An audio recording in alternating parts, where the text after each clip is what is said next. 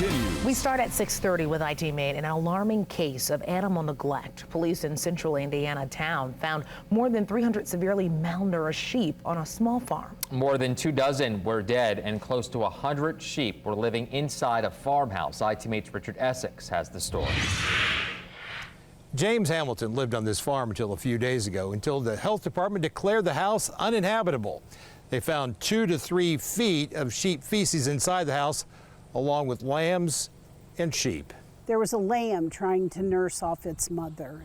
Here's a picture of James Hamilton taken by the Decatur County Sheriff's Department. He is charged with 3 misdemeanor counts of animal cruelty. Hamilton is free on bond. The back lot of Deb Richardson's equine rescue outside of Greensburg is now home to more than 300 long-haired sheep.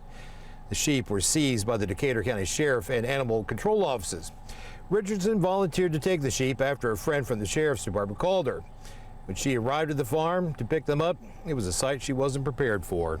And it's like, holy, they're coming out of the woodwork. And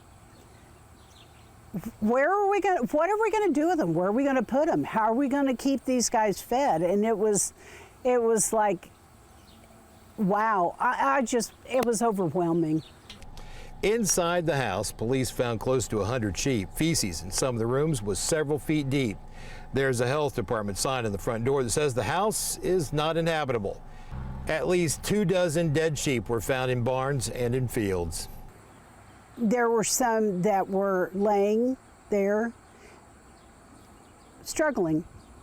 Like, if you've been around animals that are in distress, you get an idea of what's going to come next. She says dozens of the sheep were in distress. Some she's been able to nurse back to health, others haven't made it.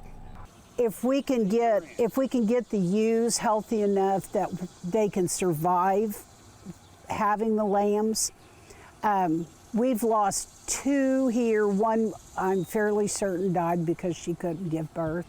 This lamb was born at Richardson's rescue just a few days ago. The mother is one of several pregnant sheep taken from the farm. In the past week, new lambs have populated a small room inside of one of Richardson's barns.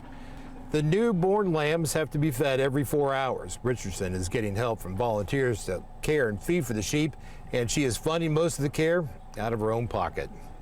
The sheep will stay at the Richardson rescue until a judge decides whether to return the sheep to Hamilton or to sell them at auction.